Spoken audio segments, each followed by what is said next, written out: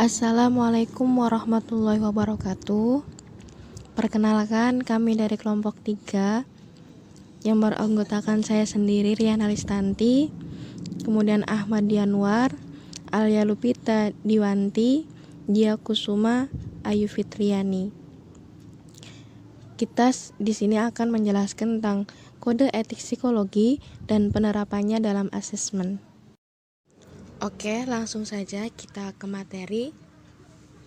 Yang pertama yakni mengenai batasan-batasan yang harus diperhatikan oleh psikolog atau ilmuwan psikologi dalam melakukan asesmen psikologis. Penyalahgunaan pekerjaan psikolog atau ilmuwan psikologi dalam menjalankan pekerjaannya bisa saja terjadi kapanpun dan dimanapun. Jadi, ilmuwan psikologi dan psikolog perlu memperhatikan tawaran atau kesempatan yang diperolehnya agar tidak ikut serta dalam kegiatan di mana orang lain dapat menyalahgunakan data klien dan membeberkan hasil asesmen. Maka perlu adanya batasan-batasan yang harus diperhatikan psikolog atau ilmuwan psikologi dalam melakukan asesmen psikologis. Yang pertama yakni menjamin kerahasiaan data klien. Psikolog atau ilmuwan psikologi membicarakan informasi kerahasiaan data dalam rangka memberikan konseling atau konsultasi kepada layanan psikologi. Data hasil pemberian layanan psikologi hanya dapat digunakan untuk tujuan ilmiah atau profesional. Ini terdapat pada pasal 25 dalam Kode Etik Psikologi. Kemudian yang kedua, tidak mengganggu kehidupan pribadi klien. Nah, di sini psikolog atau ilmuwan psikologi dalam melaksanakan tugasnya harus berusaha untuk tidak mengganggu kehidupan pribadi pengguna layanan psikologi atau klien. Kalaupun diperlukan harus diusahakan seminimal mungkin. Ini terdapat dalam pasal 25 pada Kode Etik Psikologi. Kemudian nomor 3 yakni bentuk pelaporan hasil pemeriksaan asesmen berupa lisan ataupun tertulis. Dalam hal diperlukan laporan hasil pemeriksaan psikologi, maka psikolog atau ilmuwan psikologi hanya memberikan laporan baik lisan maupun tertulis, sebatas perjanjian atau kesepakatan yang telah dibuat. Pasal 25 pada Kode Etik Psikologi. Kemudian yang keempat, pembicaraan yang berkaitan dengan layanan psikologi hanya dilakukan dengan mereka yang secara jelas terlibat dalam permasalahan atau kepentingan tersebut. Dan ini merupakan masih dalam pasal 25 pada Kode Etik Psikologi. Kemudian selanjutnya, keterangan atau data yang diperoleh dapat diberitahukan kepada orang lain atas persetujuan memakai layanan psikologi atau penasehat hukumnya. Ini terdapat pada pasal 25 dalam Kode Etik Psikologi. Kemudian selanjutnya yaitu psikolog atau ilmuwan psikologi wajib melindungi pengguna layanan psikologi. Jadi, jika pemakai jasa layanan psikologi masih kanak-kanak atau orang dewasa yang tidak mampu untuk memberikan persetujuan secara sukarela, maka psikolog atau ilmuwan psikologi wajib melindungi agar pengguna layanan psikologi serta orang yang menjalani layanan psikologi tidak mengalami hal-hal yang merugikan. Kemudian yang ketujuh yakni psikolog atau ilmuwan psikologi tidak saling berbagi rahasia pengguna layanan psikologi kecuali seizin yang bersangkutan dan sebisa mungkin tanpa menyebut identitas. Jadi kan psikolog atau ilmuwan psikologi ini tidak saling berbagi untuk hal-hal seharusnya menjadi rahasia pengguna layanan psikologi, misalnya kayak peserta riset atau pihak manapun yang menjalani pemeriksaan psikologi, kecuali dengan izin yang bersangkutan atau pada situasi di mana kerahasiaan itu memang tidak mungkin ditutupi. Saling berbagi informasi hanya diperbolehkan kalau diperlukan untuk pencapaian tujuan konsultasi. Itu pun sebisa mungkin tanpa menyebutkan identitas atau cara pengungkapan lain yang dapat dikenali secara identitas pihak tertentu. Nah, ini juga masih terdapat dalam pasal 25 pada Kode Etik Psikologi. Untuk yang selanjutnya, nomor 8, psikolog atau ilmuwan psikologi merencanakan agar data tetap terlindung bahkan sesudah ia meninggal dunia, tidak mampu lagi atau sudah putus hubungan dengan posisi atau tempat prakteknya. Hal ini tercantum pada pasal 26. Yang kesembilan, psikolog atau ilmuwan psikologi menyadari bahwa pemilikan catatan dan data yang termasuk dalam klarifikasi rahasia, penyimpanan, pemanfaatan, dan pemusnahan data atau catatan yang diatur oleh prinsip legal. Hal ini tercantum pada pasal 26. Untuk yang ke-10, cara pencatatan data dan kerahasiaannya harus dilindungi, mencakup data pengguna layanan psikologi yang harusnya tidak dikenai biaya atau pemotongan pajak. Pencatatan atau pemotongan pajak mengikuti aturan sesuai hukum yang berlaku. Hal ini terdapat pada pasal 26. Yang ke-11, laporan hasil pemeriksaan psikologis yang merupakan rangkuman dari semua proses asesmen. Saran atau rekomendasi hanya dapat dilakukan oleh psikolog sesuai dengan kompetensinya. Hal ini terdapat pada pasal 62.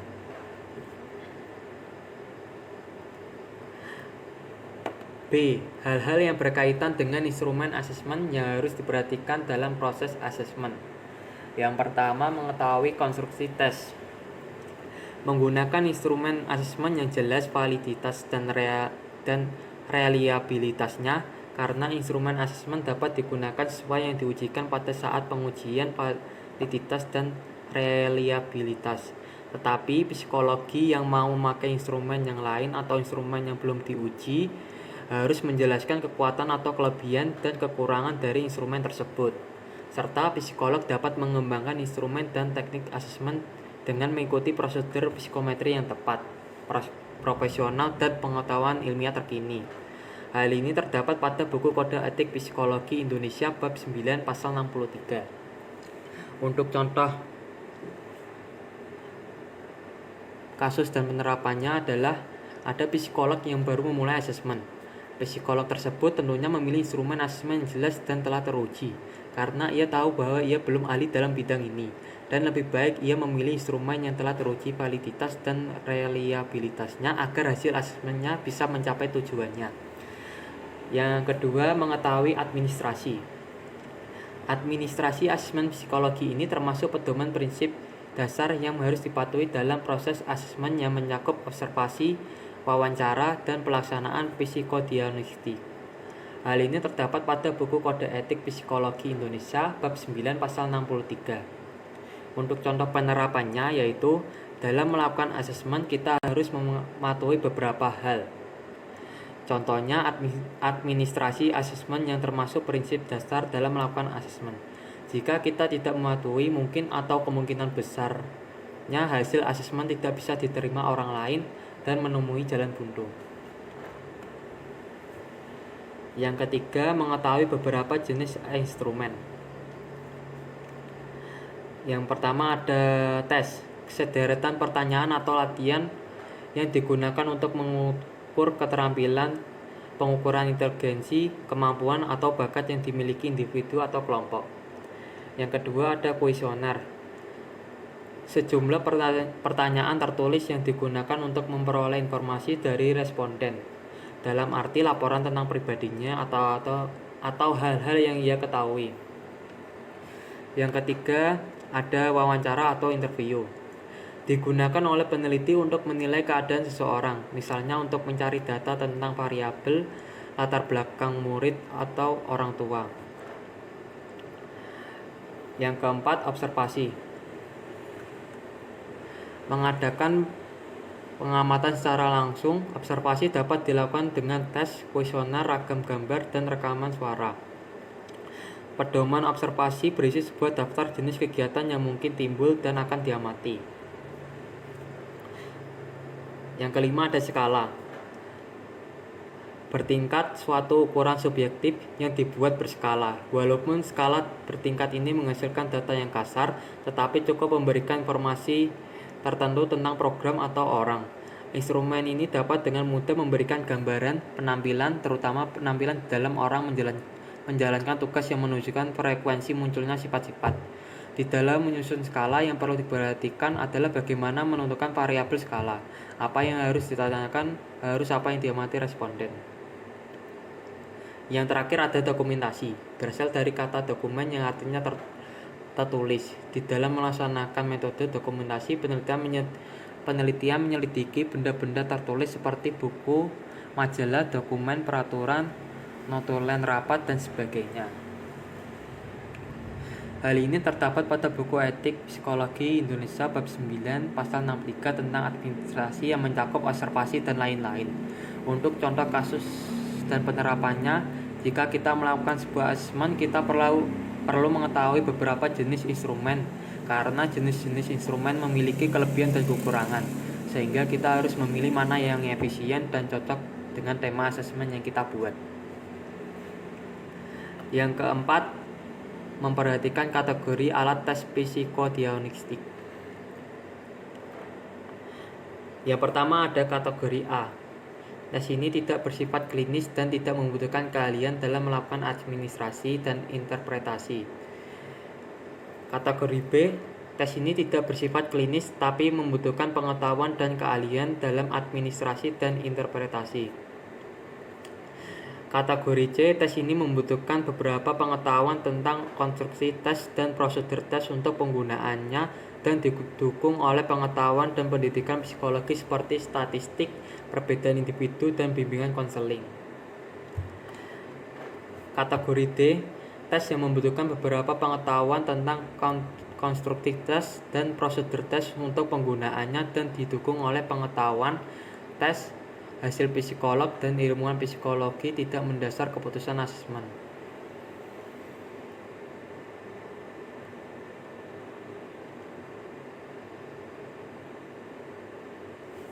Hal ini terdapat pada buku Kode Etik Psikologi Indonesia bab 9 pasal 63 ayat 3.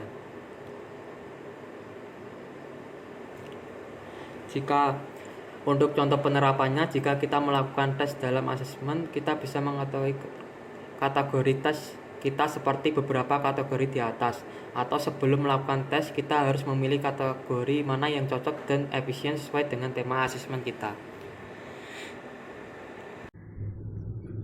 Yang kelima, tes dan hasil tes yang kadaluarsa.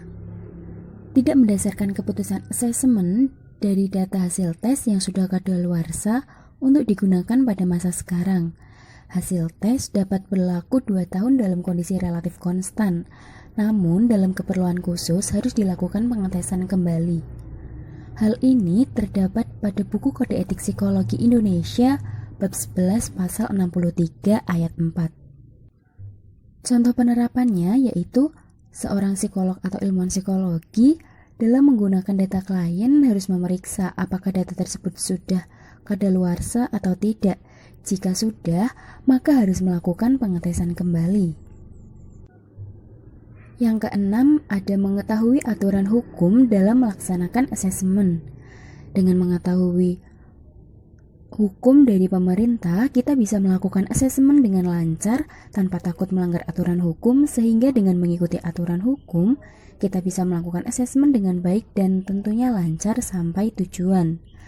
Hal ini tercantum dalam Kode Etik Psikologi Indonesia bab 11 pasal 64.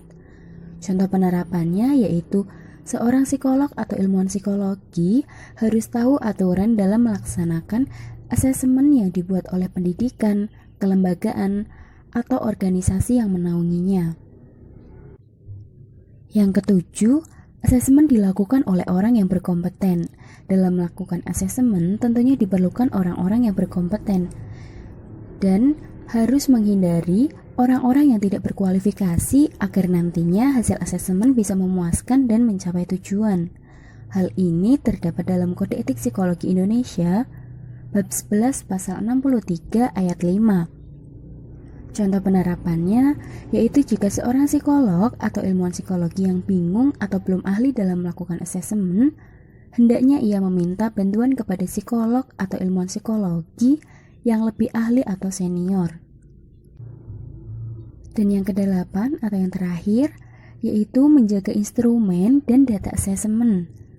Dikutip dari buku Kode Etik Psikologi Indonesia bab 11 pasal 67 ayat 2, psikolog dan atau ilmuwan psikologi wajib menjaga kelengkapan dan keamanan data hasil asesmen psikologi sesuai dengan kewenangan dan sistem pendidikan yang berlaku yang telah tertuang dalam kode etik ini. Contoh penerapannya yaitu jika psikolog atau ilmuwan psikologi yang sedang melakukan asesmen kemudian ada data yang hilang, maka psikolog harus melakukan asesmen lagi agar bisa mengembalikan data yang hilang tersebut. C. Hal-hal yang harus diperhatikan dalam menjaga hubungan profesional antara psikolog atau ilmuwan psikologi dengan klien. 1. Memiliki dan menerapkan sikap profesional. Sikap profesional ini mencakup adil dan netral kepada semua pihak, melindungi klien dari dampak negatif layanan psikologi yang ia terima, dan menjelaskan kepada klien segala bentuk kemungkinan dampak negatif dari layanan psikologi yang akan diterimanya. Hal ini terdapat dalam Kode Etik Psikologi Indonesia bab 4 pasal 13. Contoh kasusnya yaitu seorang psikolog bernama Fahmi adalah seorang muslim. Ketika menghadapi klien yang beragama berbeda, dia menanggapi masalah kliennya dengan sangat santai atau menyepelekan masalah klien itu. Namun, berbeda jika klien itu muslim, dia akan menanggapi masalah kliennya dengan lebih serius. Yang kedua adalah tidak diperkenankan memiliki hubungan majemuk. Dalam menjaga hubungan profesional antara psikolog dan ilmuwan psikologi, dengan klien tidak diperkenankan untuk memiliki hubungan majemuk yang melewati batas hubungan profesional. Karena jika terdapat hubungan majemuk, ditakutkan akan mempengaruhi objektivitas, kompetensi, atau efektivitas dalam menjalankan fungsi dari psikolog atau ilmuwan psikologi yang berdampak pada kerugian klien. Hal ini terdapat dalam Kode Etik Psikologi Indonesia bab 4 pasal 16 ayat 1. Contoh kasus dari pelanggaran kode etik ini adalah seorang psikolog atau ilmuwan psikologi yang tertarik dan mempunyai hubungan dengan klien dalam waktu yang bersamaan dan hubungan tersebut menyebabkan tidak objektif dan merugikan pihak-pihak terkait. 3. Yaitu tidak diperkenankan melakukan pelecehan. Dalam menjaga hubungan profesional antara psikolog atau ilmuwan psikologi dengan klien tidak diperkenankan untuk melakukan pelecehan seksual. Tercakup dalam pengertian ini adalah permintaan seks, cumbuan fisik, perilaku verbal atau nonverbal yang bersifat seksual yang terjadi dalam kaitannya dengan kegiatan atau peran sebagai psikolog dan atau ilmuwan psikologi. Hal ini terdapat dalam Kode Etik Psikologi Indonesia bab 4 pasal 14 ayat 1. Pelecehan seksual tersebut dapat terdiri dari satu perilaku yang intens atau parah, atau perilaku yang berulang, bertahan atau sangat meresap serta menimbulkan trauma.